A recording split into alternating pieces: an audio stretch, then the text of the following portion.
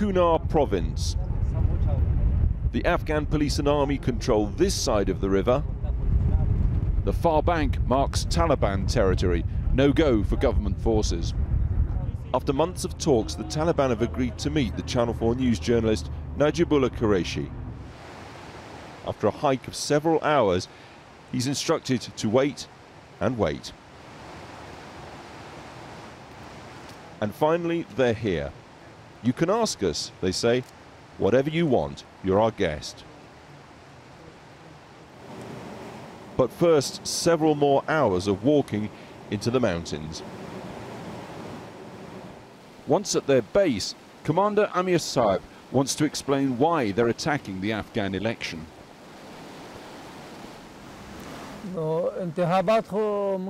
We reject elections from the perspective of Sharia law. They're against Sharia law. But also, this government is corrupt and there's no way we're allowing them to hold elections. It's just a show to deceive Muslims. The Americans have already chosen their man, and this is just a drama to fool the people. So we're not having it. We've warned people that we'll demolish the election. March the 20th, CCTV at Kabul's Serena Hotel films Taliban attackers entering with concealed pistols. Moments later, they would kill 9 civilians here, including the well-known Kabul journalist Sadr Ahmad, his wife and 2 of their 3 children. Back in the mountains, one of the Taliban commanders wants to talk about this. Well, now, they were suicide attackers and they were targeting the Americans there, so they made a tactical entry into the hotel. I reckon they needed the help of the security guards there to get in.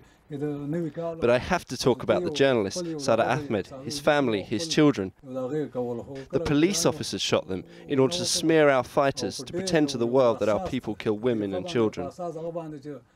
There is, however, no evidence to support that claim, and in a rare departure, the Taliban's own official spokesman apologized for attacking the journalist and his family.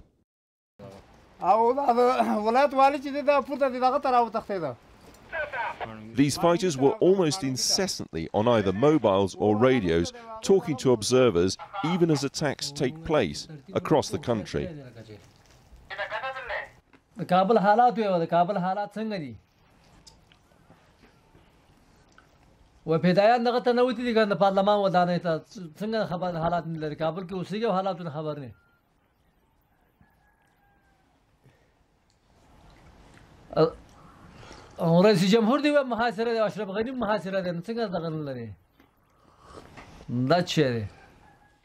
He's amused that these mountain men know more than their spies in the capital about what's going on. Just get us some information, he says. Not long before, this exchange as fighters attack a bank in Kunar.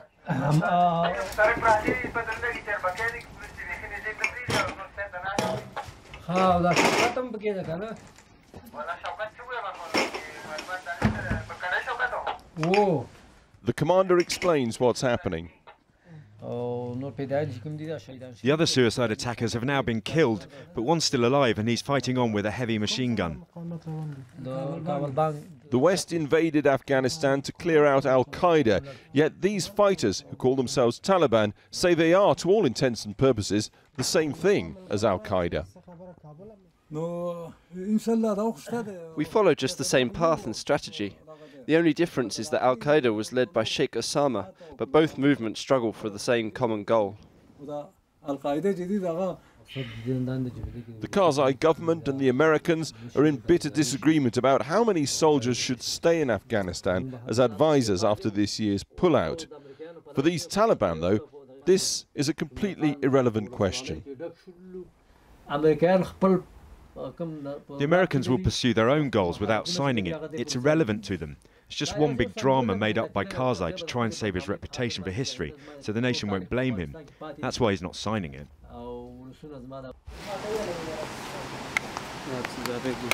Come, they said, we've got something to show you. Out they went, and deep in a mountain valley, the cache of what they called their heavy weapons. A Russian-made grenade launcher of some vintage, but still, they said, highly effective. An early American M16 with grenade launcher. AK-47s are much more reliable, they claimed. And this Russian recoilless gun. It was now time to take tea, and as they drank, a strategy meeting for sabotaging a national election. Such a thing can surely rarely, if ever, have been filmed. The group commander at the back on the left starts it off.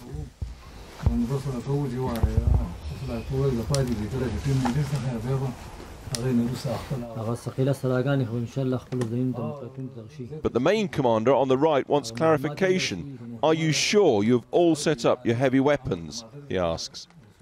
Yes, we have, they say. Then the main commander spells it out.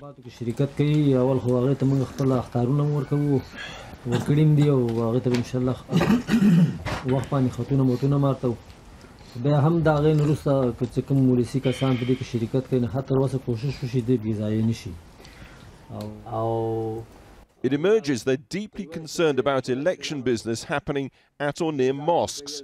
Firstly, because they consider the election evil and un-Islamic. Second, because they can't suicide bomb a mosque. The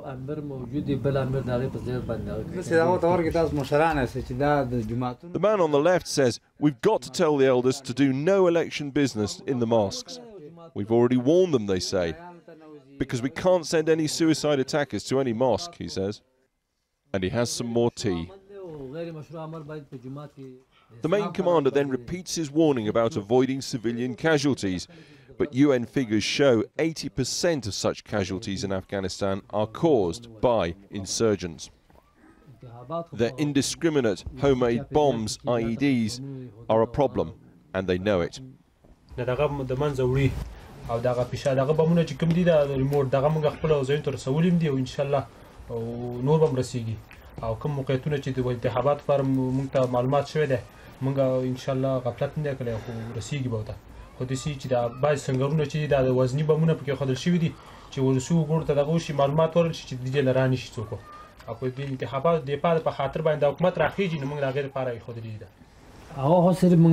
That's all set up to attack the military, says the main commander.